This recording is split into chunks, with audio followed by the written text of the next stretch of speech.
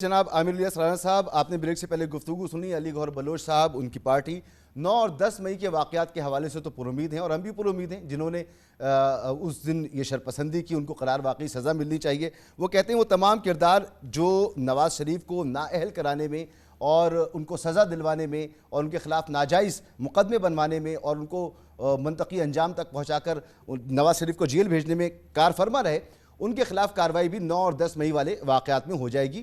باقی جو معاملات ہیں جس پہ یہ لپ سروسنگ کرتے رہے، جلسوں میں تصویریں دکھاتے رہے، باتیں کرتے رہے، کوئی کام یہ نہیں کر پائے، کچھ نہیں کیا اور اب بھی نہیں کر رہے۔ 35 دن میں ان کی حکومت چلی بھی جائے گی۔ دیکھیں مسعود بھائی، آپ کا پروگرام خاصا پڑھا لکھا پروگرام ہے، صرف بحث برائے بحث نہیں ہوتی، چیزیں آپ پوائنٹس لے کے آتے ہیں اور ہمیں بھی مزہ آتا ہے بات کرتے ہوئے۔ شکریہ سر۔ لیکن چونکہ باتیں ایسی ہو رہی ہیں جو ساری ماضی سے ریلیٹڈ ہیں اور مستقبل کے اوپر جا رہی ہیں، حال کے اوپر کیا میں نے تبصرہ نہیں کر دیا کہ ان کے پاس کوئی کارکردگی نہیں تھی؟ یہ سوائے IMF کی ڈیل لینے کے علاوہ یہ پھنس گئے تھے نا سارے کاموں میں۔ ایشو یہ ہے جو سوال آپ نے مجھے بریک سے پہلے جب میری گفتگو بند ہوئی تب کی اور ابھی کی، میں آپ کو 2-3 مثالیں دیتا ہوں تاکہ آپ کا جو ذہن جہاں کلیئر نہیں ہو رہا کہ ایکشن کیوں نہیں گورنمنٹ لیتی۔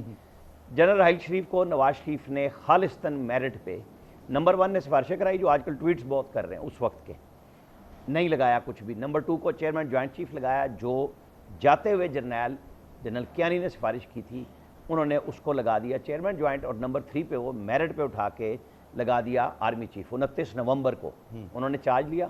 3 یا 4 جنوری کو جنرل مشرف کے خلاف نواز شریف نے ایک بھاری پتھر اٹھایا، عدالت میں لے گئے، اور اس کے بعد کی ہسٹری مجھے اور آپ کو پتا ہے کہ پھر کیا کیا ہوتا رہا۔ ادارہ اپنے سابق چیف کے ساتھ کھڑا تھا اس وقت۔ مطلب کیا آپ اور میں بھول گئے کہ ان کے ساتھ پھر یہ سی پیک، اس کے اوپر سارا کچھ کہ ہمیں دے دو، فلاں کر دو، نہیں دیا گیا سوائے سیکیورٹی کے۔ یہ لڑائیاں لڑتے ہوئے نواز شریف چلے گئے گھر پہ، ڈاؤن لیکس ہوئی، سارا کچھ ہوا، آپ اور ہم نہیں بھول سکتے۔ اچھا، جس بات کو آپ کہہ رہے ہیں کہ آپ برت اختیار کر رہے ہیں، یہ پیپلز پارٹی، نون لیگ، JUI اور ان کے سارے اتحادی پارلیمنٹ میں کھڑے ہو کے بانگے دول بات کرتے ہیں، اور JUI کی ایما پہ جو سپریم کورٹ کے باہر جلسہ ہوا، کیا ان سب پارٹیوں نے وہ بات پبلکلی نہیں کی؟ میں اور آپ کس لیے بھاگ جائیں اس بات سے؟ سر یہ کر رہے ہیں نا، ان کا بلا لیں موقف تو ہے، ان عدالت میں ان کے موقف سے ایک منٹ میرا متفق ہونا ضروری ہے۔ نہال ہاشمی اور نہال ہاشمی، نہیں میں آپ کو ایک بات کہہ رہا ہوں کہ ہم وہ بات کہہ رہے ہیں جو سامنے آئی ہوئی ہے۔ نہال ہاشمی، دانیال عزیز، ان سب کو توہین عدالت میں سزائیں نہیں دی۔ کیا سجاد علی شاہ نے نواز شریف کو پارلیمنٹ میں بات کرنے پہ نہیں بلایا تھا؟ بلا لیں سب کو۔ یہ اب ان کا اور ان کا مسئلہ ہے کہ جی فیصلہ کریں۔ سہولت کاری پہ سابق چیف جسٹس آصف سعید کھوسا نے جرنلسٹوں کو بلا کے بعد میں انہوں نے کہا یہ آف دی ریکارڈ تھی، غصہ کیا جب جنرل باجوہ کی ایکسٹینشن کا کیس انہوں نے چھیڑا تھا، تو انہوں نے اشارہ کیا سپریم کورٹ میں اپنے دفتر میں بیٹھ کے کہ مجھے اس بلڈنگ یعنی ایوان صدر کی طرف اشارہ کیا گیا تھا کہ مجھے یہاں بھیجیں گے۔ وہاں پہ بھی غصہ آیا ہوا تھا، فیصلہ دینے میں بھی غصہ آیا ہوا تھا۔ اچھا، پھر جو کردار تھے جنرل باجوہ، کیا ان کی ایکسٹینشن صرف اکیلے نواز شریف نے نہیں روکی؟ کیا پورا سسٹم ان کی ایکسٹینشن نہیں چاہ رہا تھا؟ سویت سابق وزیر اعظم عمران خان کے، وہ بھی یہی بات کہہ رہے تھے PTI کے چیئرمین کہ مجھے الیکشن میں سہولت مل جائے گی کسی بھی طریقے سے۔ ایوان صدر میں عارف الوی کے ساتھ بیٹھ کے وہ کیا باتیں کر رہے تھے، اور وہ پھنس گئے پریشر میں۔ شہباز شریف آئے، ان کو لندن بلا کے نواز شریف نے بٹھا لیا کہ یہیں بیٹھ جاؤ، فیصلہ جو ہونا ہے ایکسٹینشن کے بغیر ہونا ہے، نیا جرنیل آئے گا۔ اور نواز شریف نے پہلے بھی ایکسٹینشن نہیں دی تھی تو عمران خان نے دی تھی، بھگتا نواز شریف نے بھی ہے 5-6 آرمی چیف لگا کے، سب سے میرٹ پہ بھی لگا لیے، سفارشوں پہ بھی لگا لیے۔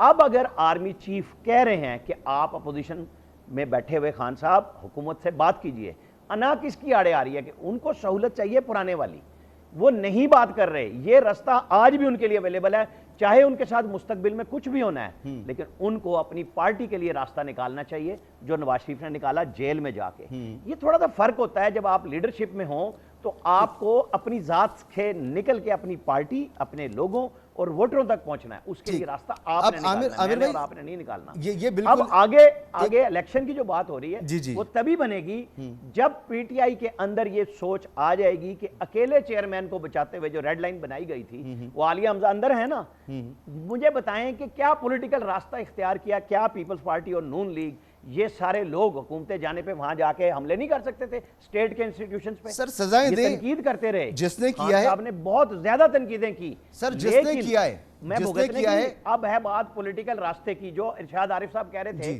حامد خان صاحب کی بھی بات کی انہوں نے، میں اس کے اوپر کوئی اعتراض نہیں کر رہا. حامد خان صاحب نے چونکہ اپنا موقف خود دیا ہے ٹھیک کہ ہے. میں وڈرا ہوا, اس کے بعد اگر خان صاحب کو سمجھ آ گئی کہ یہ شخص میرے اس پروگرام میں نہیں آ رہا جو میں اس وقت کی اسٹیبلشمنٹ کے ساتھ, چونکہ سب کو پتا ہے بعد میں ان کو نائل کرنے کے بعد جہانگیر ترین کے گھر ویگو ڈالے آتے تھے, وہاں سے لینڈ کروزر میں بٹھا کے بنی گالا پہنچایا جاتا تھا اور پی ٹی آئی کا جھنڈا ان کے گلے میں ڈالا جاتا تھا. کیا یہ سہولت کاری چھپ کے ہوئی ہے؟